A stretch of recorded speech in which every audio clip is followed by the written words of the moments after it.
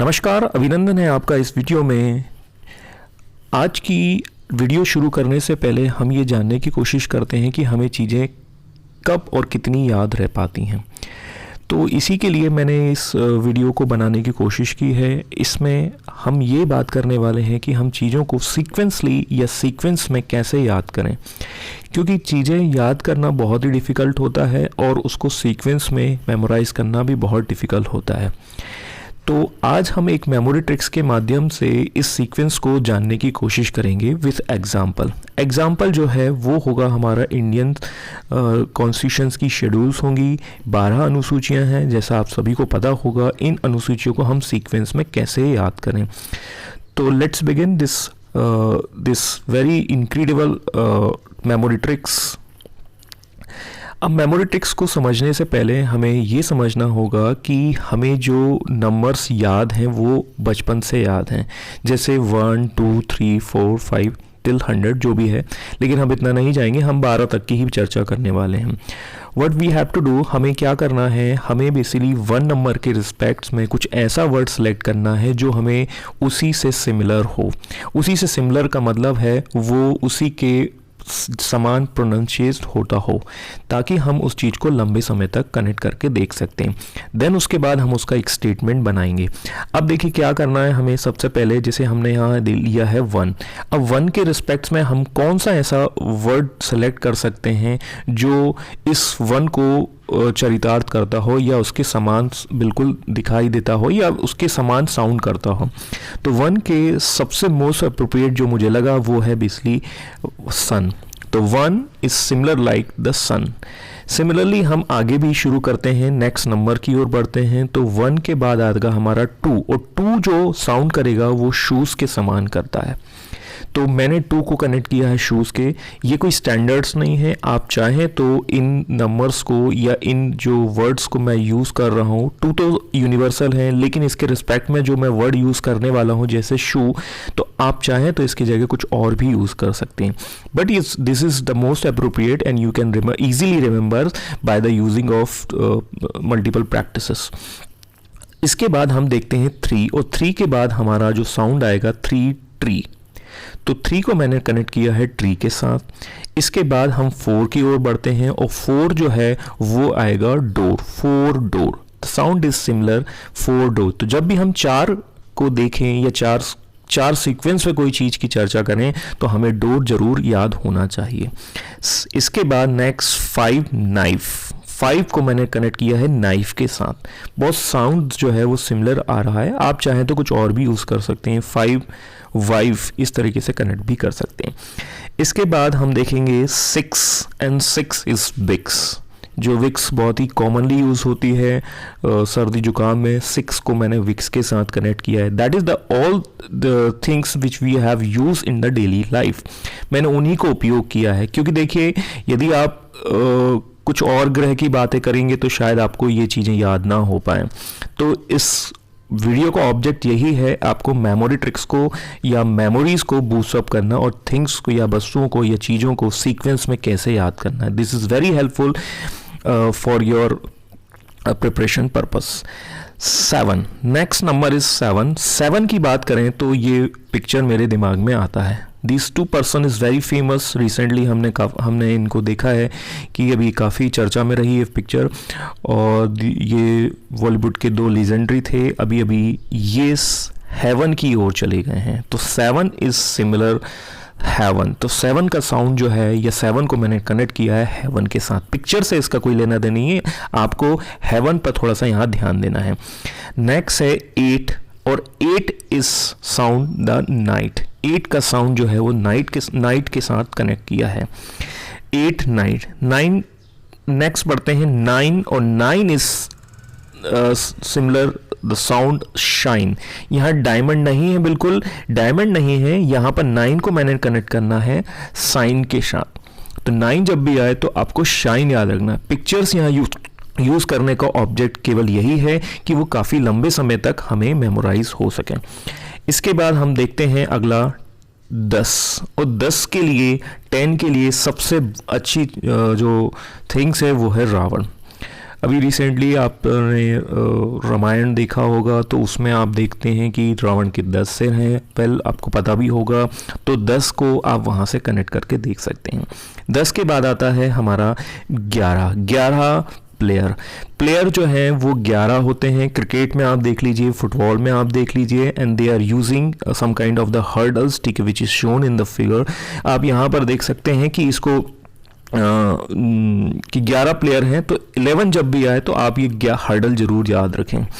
Next 12, और 12 that means 12, and 12 month, तो month के साथ आप इसको कनेक्ट करके देख सकते हैं। तो 12 मंथ होते हैं, 12 आवर्स भी कनेक्ट कर सकते हैं, वट एवर यू लाइक। तो ये एक हमारी ट्रिक्स तैयार हो चुकी है, और इन ट्रिक्स को अब हमें यूज़ करना है कहाँ, हमारे इंडियन कॉन्स्टिट्यूशंस की शेड्यूल्स में। टोटल 12 हमने अभी देखी हैं। अब देखिए, सबसे पहले हम देखते हैं कि फर्स्ट शेड्यूल है आपकी 1, और 1 में यदि आप देखेंगे तो 1 में क्या मेंशन किया गया है, list of the state of the territories of the India. इसका मतलब हम यह कह सकते हैं कि इंडियन कॉन्स्टिट्यूशंस के अंतर्गत सारे राज्य और यूनियन टेरिटरीज की चर्चा की गई है फर्स्ट शेड्यूल में। और फर्स्ट शेड्यूल की ट्रिक हमारी थी सन, और सन को यदि हम बात करें तो सन जो है जब राइज होता है तो इंडियन स्टेट और यूनियन टेरिटरी के सभी जगह को रोशनी देता है या प्रकाश देता है। That means the source of energy of all state and union territory is sun. तो सन एक वन है, दैट मीन्स वन सन, और वो सन जैसे ही याद आता है तो आपको ये ध्यान रखना है कि सन राइज हो रहा है, और राइज हो रहा है तो ये हमारे कहाँ हो रहा है, स्टेट्स में। कौन से स्टेट्स में, सारे स्टेट्स में। नेक्स्ट दूसरा हमारा जो ट्रिक है वो है 2, और 2 यदि हम देखें हमारी जो अनुसूची है उसमें हम देखेंगे the salary allowances of the presidents and basically जो इंडियन जो कॉन्स्टिट्यूशनल पोस्ट हैं उन पर जो उनके जो पद हैं उनकी वेतन की बात की गई है, सैलरीज और भत्ते की बात की गई है। जैसे प्रेसिडेंट है, वाइस प्रेसिडेंट है, स्पीकर हैं। हमें अब यहाँ देखना है शूज। तो देखिए, संविधान के पदों पर रहने वाले व्यक्ति या संवैधानिक पदों के व्यक्ति जो हैं वो उसको हमें इस ट्रिक से जोड़ना है, शूज के साथ जोड़ना सेकंड नंबर पर। तो देखिए, हमें ऐसे याद रखना है कि संविधान दैट मीन्स, ठीक है, it's a very holy place, एक बहुत ही पवित्र स्थान है या पवित्र जगह है या पवित्र प्लेस हम ऐसे मान लेते हैं। और वहाँ जब भी जाते हैं ये जो संवैधानिक पदों पर बैठे हैं वो शूज़ उतार कर जाते हैं, या शूज़ बेसिकली वहाँ पर रिमूव करके जाते हैं अपनी सैलरी लेने। ठीक है, इसके बाद नेक्स्ट हम बढ़ते हैं अगले की ओर। तीसरा जो है वो है आपका ओथ। ये संवैधानिक पदों पर जो व्यक्ति बैठे हुए हैं वो ओथ या शपथ लेने वाले हैं। शपथ कहाँ लेंगे? पेड़ के नीचे। तो ट्री मतलब पेड़ के नीचे शपथ दिलाई जाएगी किनको? जो संवैधानिक पदों पर बैठे हैं, वही है जो सेकंड नंबर की शेड्यूल में थे। तो अब एक कंफ्यूजन और भी बन सकता है, तो शूज और ट्री या सैलरी और उनके शपथ में। तो ध्यान दीजिए, पहले सैलरी फिर उसके बाद आपका हम शपथ लेंगे। तो वैसे भी आप कनेक्ट करके देख सकते हैं। 4 डोर। अब देखिए, अब अगला हम देखते हैं कि 4 डोर। 4 को हमने कनेक्ट किया था डोर के साथ, और डोर जो है वो 4th नंबर पर है। अब देखिए, इसको बहुत ही आसान तरीके से आप कनेक्ट करके देख सकते हैं कि राज्यसभा और लोकसभा। देखिए, जनरली क्या होता है, लोकसभा के चुनाव प्रत्यक्ष होते हैं, और जो व्यक्ति लोकसभा में हार जाते हैं वो बैक डोर से, मतलब पिछले दरवाजे से एंट्री करते हैं। कहाँ पर? राज्यसभा में। तो you can easily remember this 4th number of schedule by the door. तो दरवाजे के पीछे मतलब राज्यसभा की सीटों का आवंटन कहाँ से रिलेवेंट है? 4थी शेड्यूल से। इसके बाद हम आते हैं अगले नंबर्स की ओर। नंबर है 5।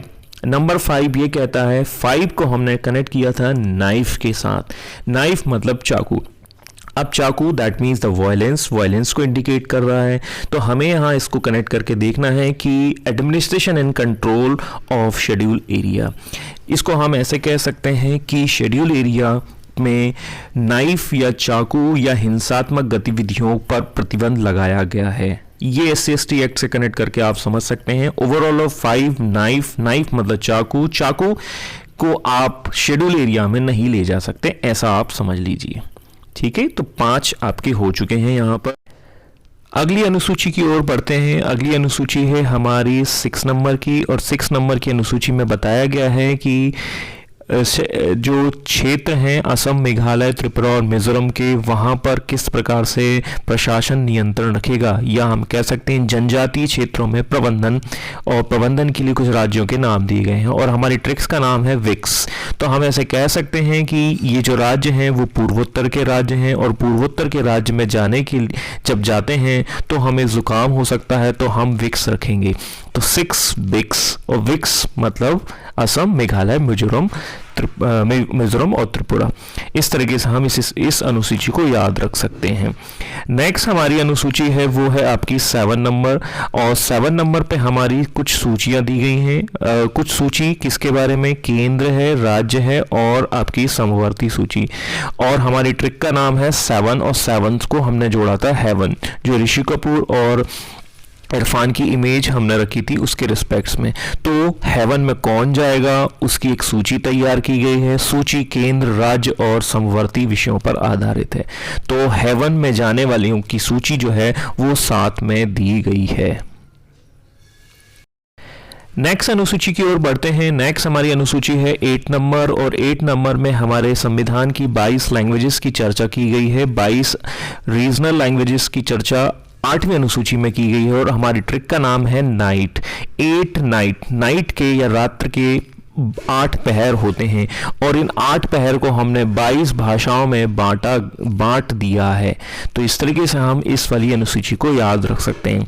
डू रिमेंबर, यदि आपको ये 22 लैंग्वेजेस और इनसे संबंधित संविधान संशोधन को समझना है तो आप कमेंट कर सकते हैं। मैं इसके लिए एक अलग से वीडियो बना दूंगा, क्योंकि ये इसके जो संशोधन है वो भी बहुत इंपॉर्टेंट है। नेक्स्ट अनुसूची की ओर बढ़ते हैं, वो है आपकी 9th अनुसूची, और 9th वाली अनुसूची में बात की गई है वो सब्जेक्ट्स, इन जिन विषयों को आप कोर्ट में या न्यायपालिका में चैलेंज नहीं कर सकते। तो 9 की हमारी जो ट्रिक थी वो है शाइन।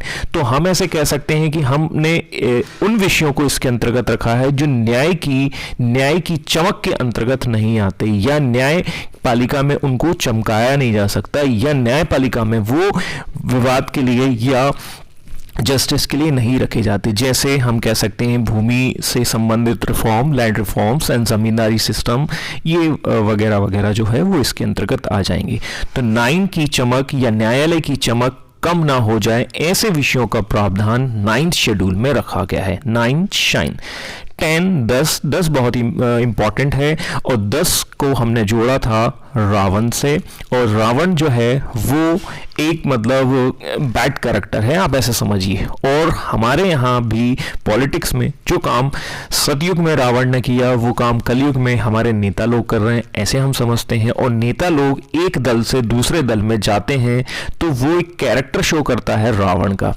तो हम ऐसे कह सकते हैं कि दल बदल, दैट मीन्स कह सकते हैं कि वो अपने दल को बदल रहे हैं और रावण के चरित्र को चरितार्थ कर रहे हैं। And this is mention in the 10th schedule, disqualification of the ground of defections. ठीक है, तो हम ऐसे इसको जो इसकी चर्चा की गई है 52 अमेंडमेंट एक्ट में। इसे भी आप यहीं के यहीं याद रख लीजिए।